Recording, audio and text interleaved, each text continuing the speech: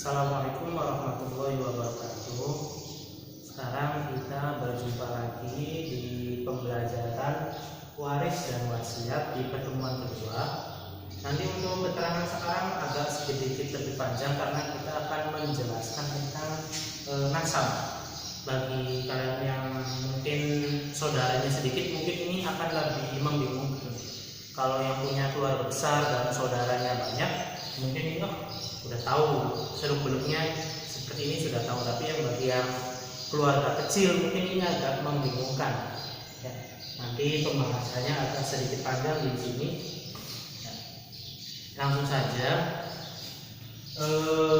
kita lanjutkan pembelajaran yang kemarin, bahwasanya terakhir kita waris itu nanti bisa syarat-syarat waris ada kemarin. Nah sekarang sebab orang tidak mendapatkan warisan. Kenapa orang bisa tidak mendapatkan warisan? Yang pertama, membunuh. Ya, membunuh di sini yang dibunuh adalah si pewaris. Misalnya anak membunuh ayahnya, nah nanti si anaknya ini tidak mendapatkan warisan dari ayahnya, seperti itu. Atau saya membunuh saudara saya, jadi nanti saya tidak mendapatkan warisan dari saudara saya. Jadi maka dari itu kenapa ini langsung diatur oleh Gusti Allah, maksudnya diatur adalah yang video kemarin saya jelaskan, berbeda dengan pasal sholat dan lain sebagainya. Untuk masalah warisan, Allah Subhanahu wa Ta'ala mengatur rinci di dalam Al-Quran. Nah, seperti nanti ada pembagian-pembagian, ini dapat warisannya berapa, ini dapat warisannya berapa, itu lebih rinci dijelaskan oleh Allah, ya, Subhanahu wa Ta'ala di dalam Al-Quran dibandingkan ibadah-ibadah yang lain. Ya. Jadi orang yang membunuh ini tidak mendapatkan warisan dari orang yang dia bunuh, itu catatannya. Jadi kalau yang dibunuh orang lain, ya dia nanti bisa mendapatkan warisan dari ayahnya gitu. Misalnya ada seorang begal kan pembunuh, tapi dia tidak pernah melakukan pembunuhan terhadap ayahnya, dia masih mungkin mendapatkan harta warisan dari ayahnya walaupun dia membunuhnya orang lain. Jadi seperti itu. Yang kedua, berbeda agama. Misalnya ayahnya agamanya Kristen, anaknya agamanya Islam, itu tidak mendapatkan warisan. Atau ayahnya Islam, anaknya Kristen, itu tidak mendapatkan warisan. Jelas berbeda agama. Kalau Kristen dan Kristen itu urusan mereka, karena yang kita bahas itu pembagian warisan menurut ajaran agama Islam. Ya. Budak itu maksudnya bagaimana?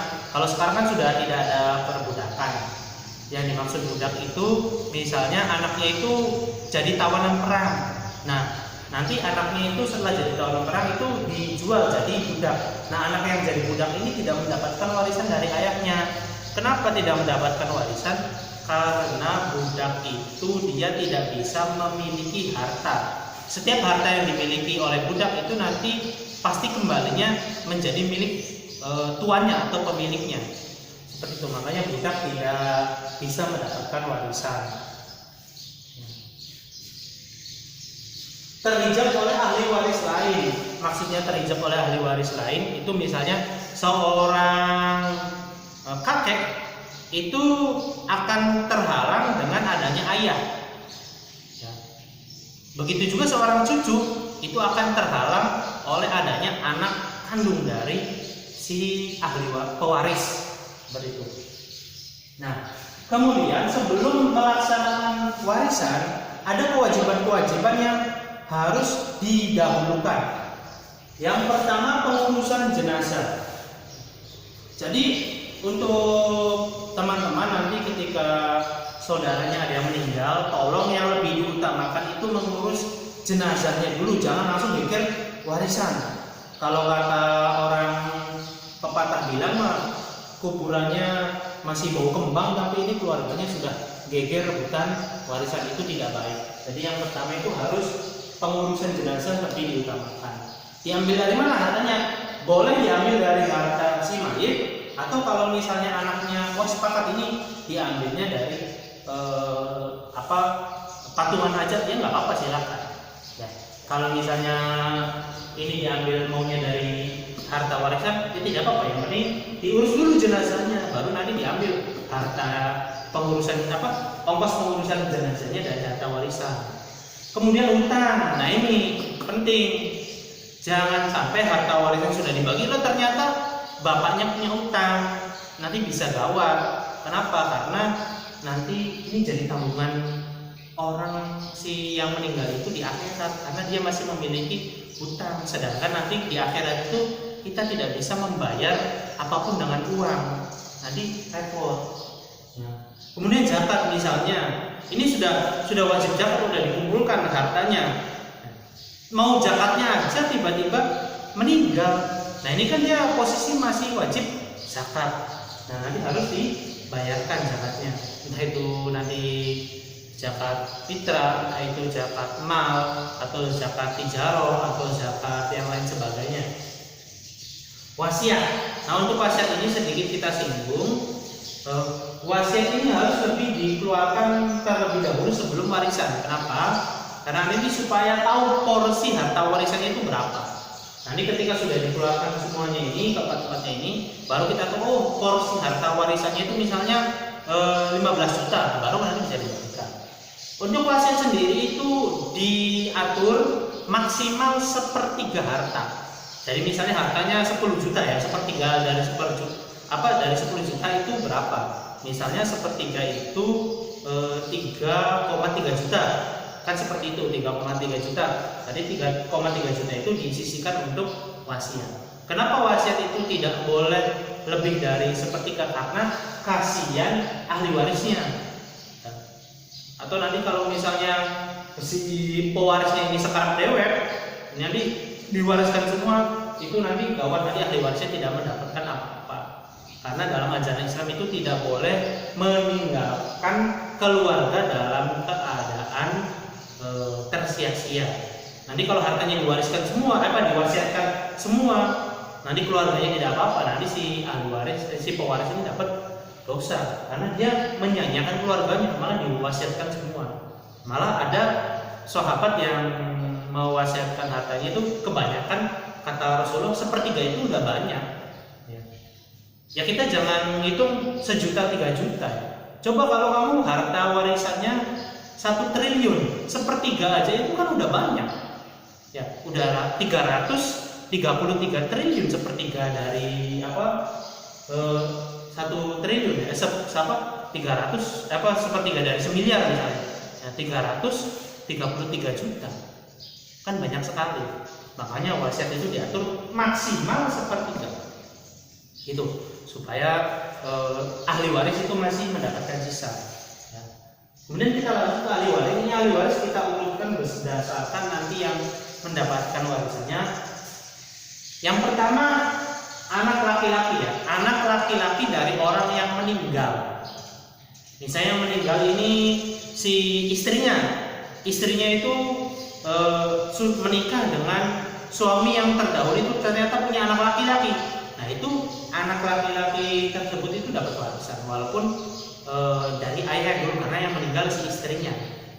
Nah, atau suami istri ini nanti punya anak, istrinya meninggal atau suaminya meninggal karena ini anak kandung mereka, nanti si anak laki-laki dapat warisan. Jadi anak laki-laki dari si mayit ya, catatannya anak laki-laki dari si mayit, bukan anak yang lain. Kemudian anak perempuan dari si mayit.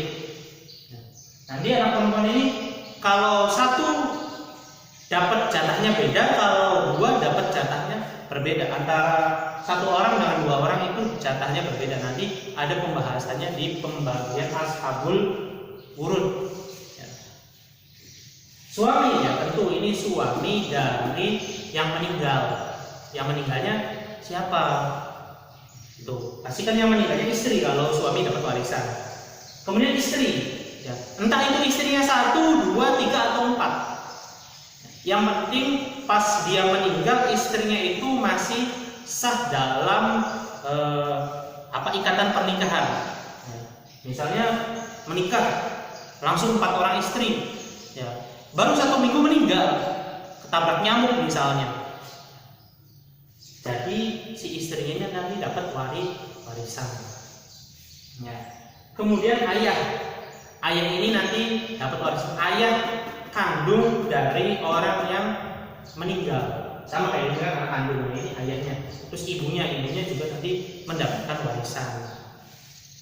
Ibunya yang meninggal. Ya. Kemudian kakek di sini ayah dari ayah ya. Ayahnya ayah. Misalnya saya punya ayah. Nah, ayahnya saya punya ayah lagi. Nah, misalnya bapak saya si A punya ayah si C. Nah, si C itu nanti dapat warisan dari saya, tapi syaratnya ayah saya tidak ada. Ya, bukan ayah dari ibu. Saya kan punya ibu. Nah, ibu saya punya ayah. Nah, ayah dari jalur ibu ini tidak mendapatkan warisan, walaupun ayah dan ibu saya tidak ada misalnya. Jadi yang mendapatkan warisan itu kakek dari jalur ayah dan ke atasnya terus. Kakeknya kakek itu dapat warisan. Yang penting sejalur. Jalurnya itu laki-laki semua. Itu baru nanti dapat warisan. Tapi kalau misalnya terpotong ada perempuannya, ini tidak bisa. Nah, makanya kayak tadi kan kalau dari jalur ibu itu terpotong. Saya terus ibu saya, terus laki-laki lagi itu terpotong. Ya.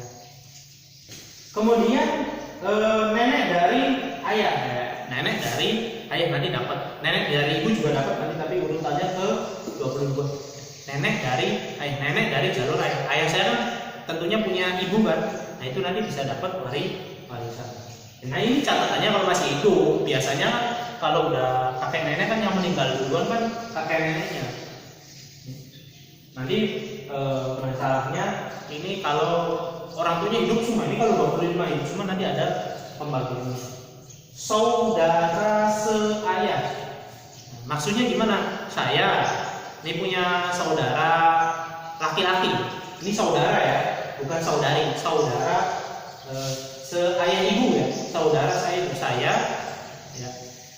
Kan punya saudara. Ini saudara laki-laki saya ini. Kalau misalnya satu ayah dan satu ibu nanti mendapatkan warisan.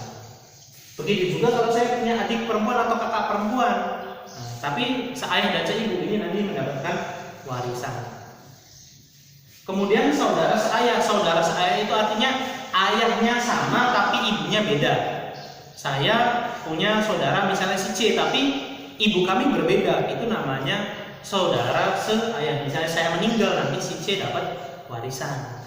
Saudari seayah berarti kakak perempuan atau adik perempuan saya tapi beda ibu. Nah, nanti itu bisa mendapatkan warisan kalau saya tidak ada.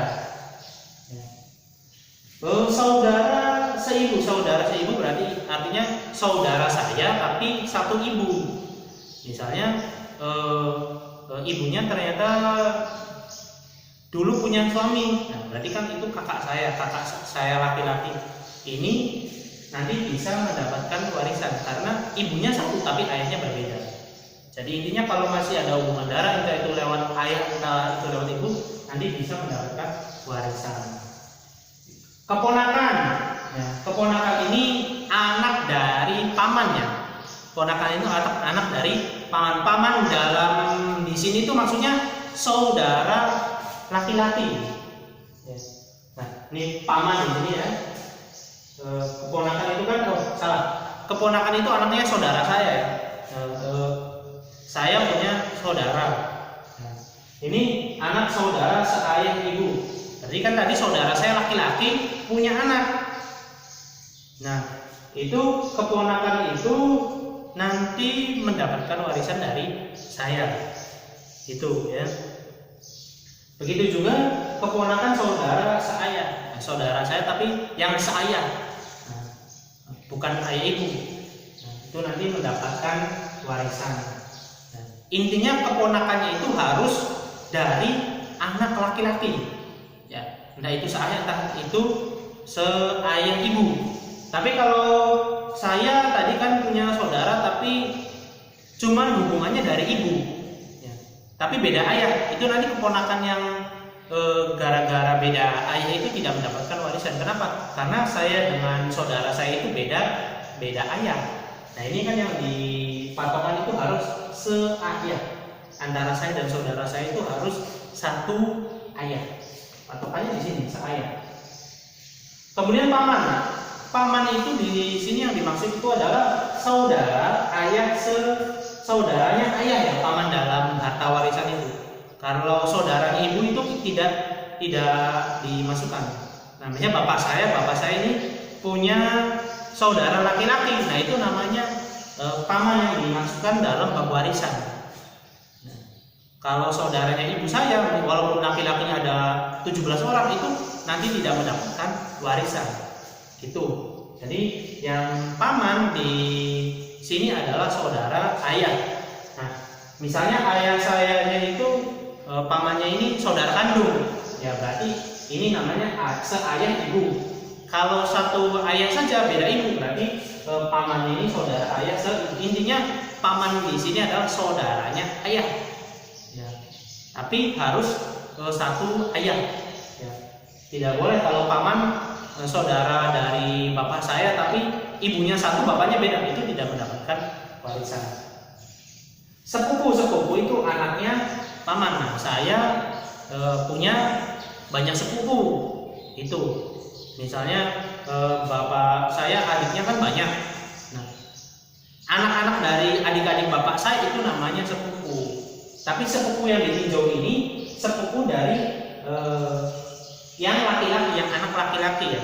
Anak laki-laki sepupunya harus anak laki-laki. Kemudian harus dari paman. Ya, harus dari paman seayah seibu atau seayah. Ya, kayak tadi kan pamannya itu satu ayah satu ibu. Berarti nanti anaknya itu harus laki-laki dari paman yang dari jalur ayah tadi. Kalau dari jalur ibu udah putus.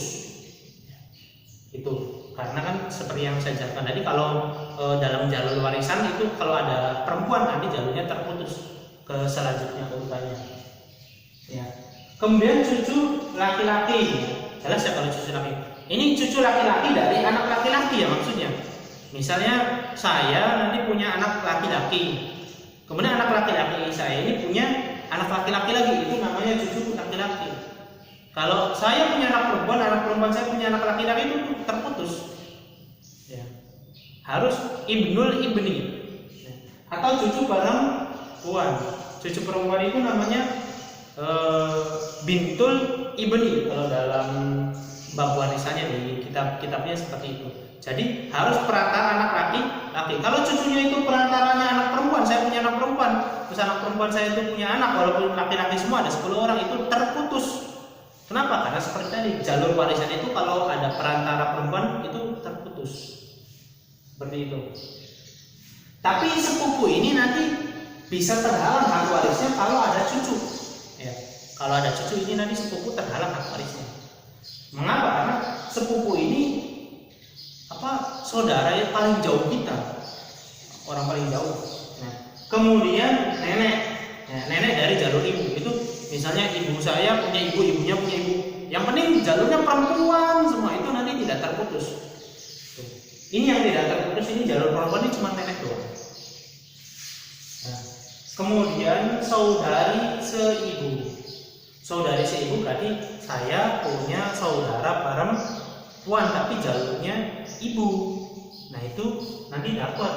Tapi saudari bukan saudara. Ya, kalau saudara terputus.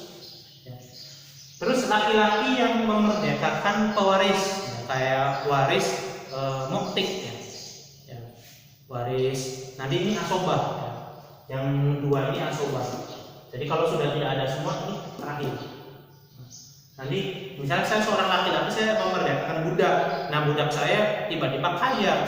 Nanti si budak ini ketika meninggal bisa mewariskan hartanya ke saya. Tapi catatannya kalau dia tidak punya anak itu. Terus perempuan yang memerdekakan budak. Jadi urutannya seperti itu ya. Lumayan banyak, lumayan beruat, dan ini harus hafal, harus tahu hubungan-hubungan saudaranya, harus tahu. Jangan sampai begitu pembagian warisan ternyata si ayahnya ini pernah menikah dengan orang yang sangat jauh. Makanya nanti harus diulang lagi seperti itu. Ya, makanya kan syarat pembagian warisan itu di sini termasuk dalam daftar ahli waris.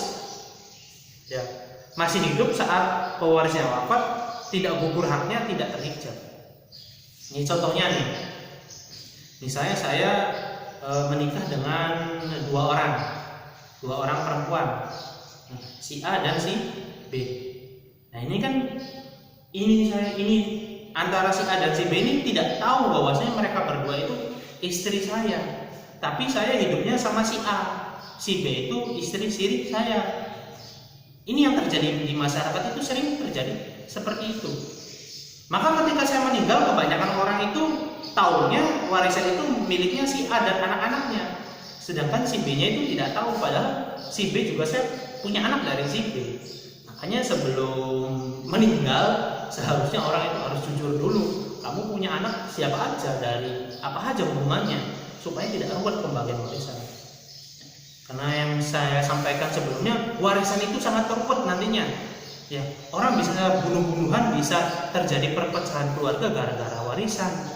Ya, mungkin kalau 1 miliar 2 miliar terjadi keributan, ya mungkin wajar. Tapi ini bisa terjadi keributan cuma gara-gara masalah sepele, juta itu kan kacau namanya. Ya. Nanti untuk pertemuan selanjutnya kita membahas hijab. Hijab itu yang menghalangi ahli waris. Oh ya, sebelumnya apabila ahli waris laki-laki ini semuanya ada, ini yang berhak mendapatkan warisan adalah anak laki-laki, pasti anak laki-laki. Kemudian anak yang jalur laki-laki, jadi anak laki-laki, terus si suami, ya. Kemudian ayah. Nah, kalau jalur perempuan semuanya ada, nanti yang mendapat warisan itu anak perempuan, cucu perempuan, ibu, saudara perempuan seayah dan seibu, istri. Nah, cucu perempuan ini dengan syarat kalau si anak perempuannya cuma satu. Kalau anak perempuannya banyak, cucu perempuan ini tertutupi, terhalangi. Gitu. Ya. Apabila ahli waris dari pihak laki-laki dan perempuan semuanya ada semua, nanti yang dapat warisan itu cuma 5 orang. Yang pertama adalah anak laki-laki, yang kedua anak perempuan, ibu, bapak dan suami atau istri. Ya. Nanti tergantung meninggalnya apa, nanti suami atau istrinya nanti dapat. Itu. Jadi dalam warisan ini, pertama ini ilmu nasab ini harus diketahui betul, jangan sampai setengah-setengah, karena nanti kalau ilmu nasabnya tidak paham, nanti pembagian warisnya kacau. Karena nanti dari tiap-tiap orang ini nanti memiliki bagian pasti yang namanya furud. Ya. Nanti juga ada yang tidak memiliki bagian pasti, namanya asobah. Kayak anak laki-laki itu udah enak, asobah. Ya, pembagian warisan kalau ada anak laki-laki itu simple, karena semuanya ketutupan semua sama anak laki-laki. Tapi kalau anak laki-laki tidak ada, nah baru itu keder. Bagian warisannya bisa lama hitung-hitungannya. Tapi kalau ada anak laki-laki, ketutupan semua. Ya, itu saja yang bisa saya sampaikan untuk pembelajaran kali ini. Tetap di rumah, tetap jaga kesehatan, ya, jangan bandel, jangan keluyuran, ya. Karya tetap di rumah itu penting, karena kita harus memutus mata rantai penyebaran virus ini. Ya. Lebih enaknya sih sebenarnya pembelajaran di kelas, karena kalau ada yang tidak tahu atau tidak paham bisa nanya. Ya cuman ini namanya keadaan darurat, kita belajarnya via online, via YouTube saja. Ya gitu. Jangan membandel, jangan keluar rumah. Ya kayak di Italia itu kenapa membludak penyebarannya, ya karena anak mudanya itu tetap nongkrong di jalan-jalan. Nah kita ini harus taat, ya. Kalau tidak ada keperluan mendesak, ya jangan keluar rumah, tetap di rumah aja, gitu. Ya keperluan mendesak contohnya ya kamu beli bahan pangan, itu keperluan mendesak, atau kamu harus bekerja supaya dapat makan, itu keperluan mendesak. Tapi kalau tidak memiliki keperluan mendesak, jangan keluar rumah, gitu.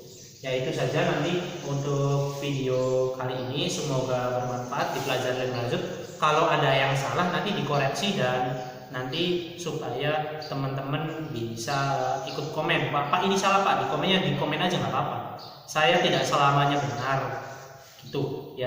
Terima kasih. Assalamualaikum warahmatullahi wabarakatuh.